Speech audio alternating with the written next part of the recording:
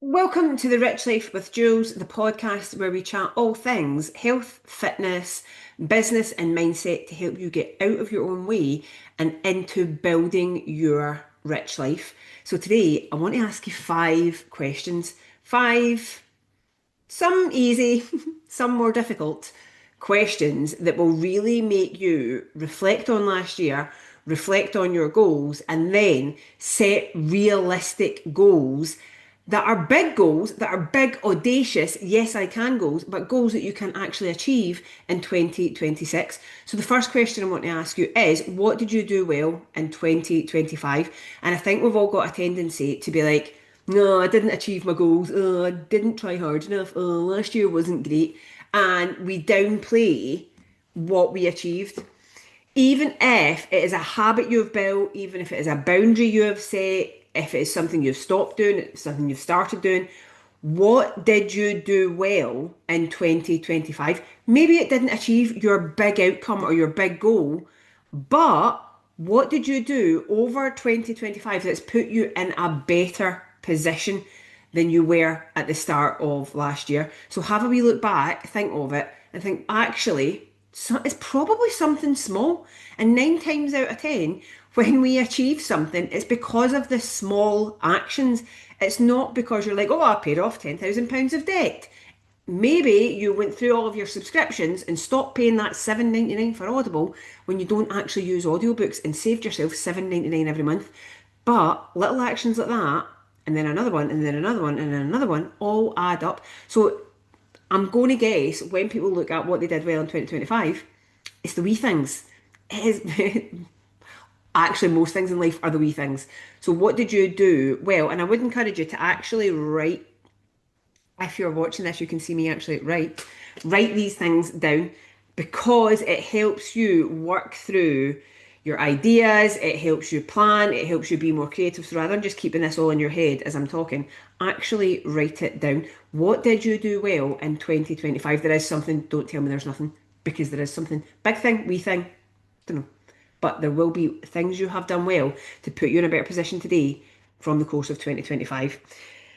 Question two that I want to ask you. This is probably one of the more difficult ones. So, if the goal you have set for 2026 has this been your goal before? Is this a new goal or has this been a goal before? Actually, this isn't a difficult question. The one that's a bit confronting might be question three. So, the goal that you've got set for 2026. Now, break it down into, is it a fitness goal? Is it a business goal? Is it a personal goal? What is, because you can have different goals for different areas of your life.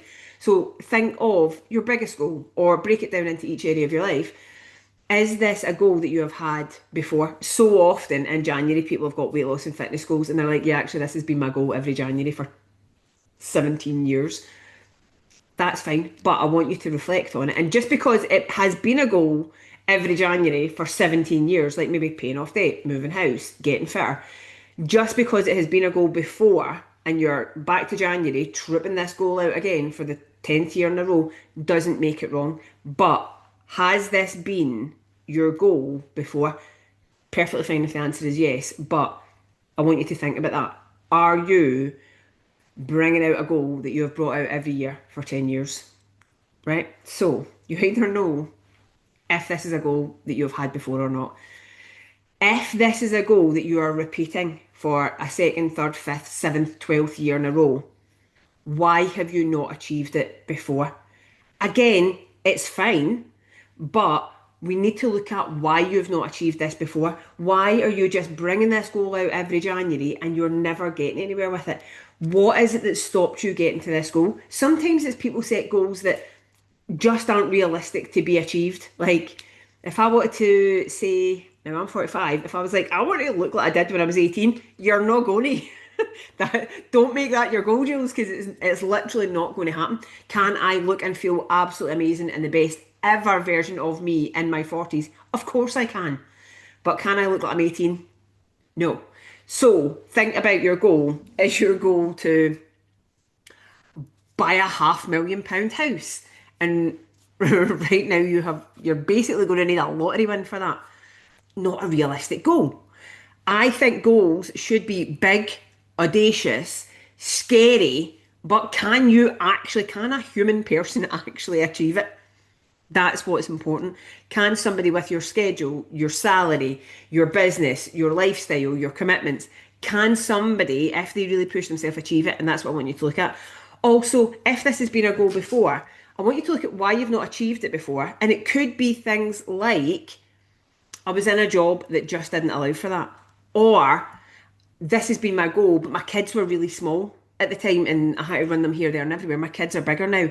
Or maybe the goal that you've set for the last couple of years, you have since tackled a health issue. You have maybe got on top of hormone fluctuations that were holding you back. You were maybe in a relationship that was holding you back. You maybe weren't financially able to do it, and those things have changed. So, looking at the goal, is it actually doable?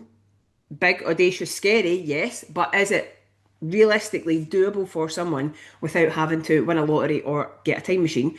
Is it doable? And even if this is the same goal you've had many years in a row, what has changed? Because if you look at it and you're like, oh, I've not achieved this goal for however many years in a row, and absolutely nothing has changed in my situation or in my life, ask yourself, why would this be different?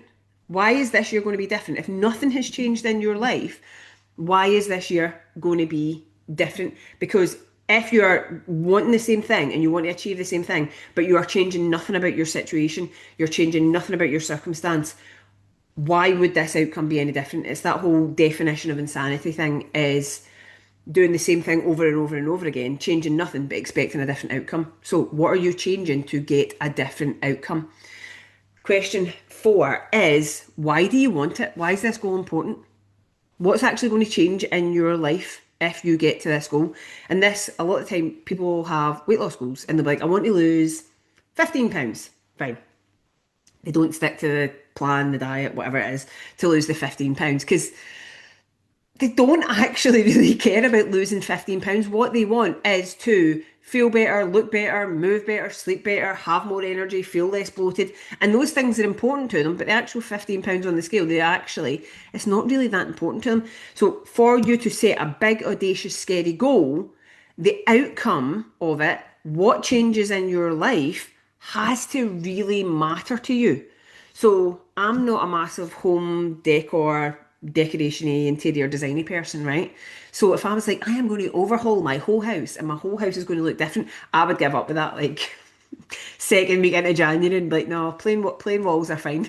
Just stick a picture up from the range because it's not something that's super important to me. I like my house to be clear of clutter and a nice calm space, but looking into interior design and decoration and cushions and all these accessories doesn't really matter to me. So that goal, although it's a good goal to have and would be great for some people, it's not important to me. The outcome of that doesn't matter to me. So why would I continue to do the things and the actions that are needed to get to that end goal? I probably wouldn't, because it, in all honesty, just doesn't really matter to me that much. And this is what I want you to think. How important is the goal to you? Why do you want it? What will be different in your life if you achieve this goal? And this is very much needed on the days that are tough, on the days that you can't be bothered, on the days that you are struggling. You need to be very much connected to this goal and have a reason to keep pushing through on the difficult days. What's to stop you when you're a bit tired, you're a bit fed up, just forget it. What will change in your life? How will your life be better if you achieve this goal? So is this goal genuinely important to you and worth sticking in with it and pushing through those hard days? So what did you achieve in 2025? Is the goal that you've got for 2026 a goal you've had before? If yes, why didn't you achieve that goal before? And why do you want it? What will change in your life if you achieve that goal? And my last question for you is, right, you know Serena Williams, well, not personally, Jules, no, but Serena Williams, greatest tennis player of all time. Won, I couldn't even tell you how many trophies, Grand Slams, all this, won Wimbledon however many times. She is undoubtedly the greatest tennis player of all time. Serena Williams was not great the day at Wimbledon they handed her the trophy. She was not great at the US Open when they handed her the cup or the trophy or whatever it is. She wasn't great the days she actually beat her opponent in that tennis final. She was great on the random mornings in February when she was just tired and her kid had been up all night, but she still went to training. She was great when she did the little things. And this is where you achieve your goals. It is in the small daily actions. So let's take saving money, for example, right? So I want to cut down on my spending. I want to save more money. So today I'm like, I'll not bother going to Aldi for the stuff. I'll just go to the Co-op because it's just handier. Yeah, the Co-op's 3 times the price, if not more. So if I'm like, today, I'll not go to the cheaper place that's 5 minutes along the road. I'll go to the dearer place that's just across the street because it's just one day. And then I do that again. And I do it again. And what if I do that over the course of 2025?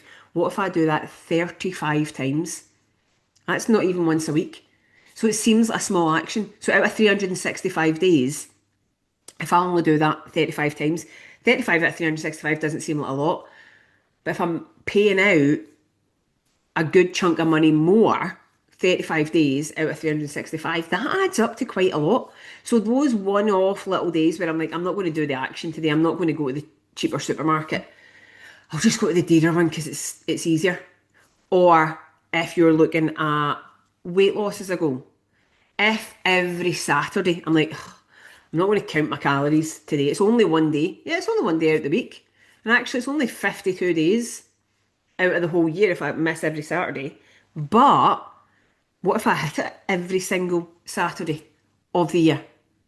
Versus what if I don't? It is the small actions on the day to day that get you to the goal. It's called greatness in the moment.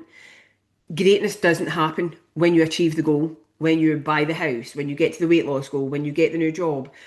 That's not where your greatness is. Your greatness is in your daily actions. So what I want you to do is look at your big goal, your big overall goal, and ask yourself, what are the small daily actions you need to take to get there?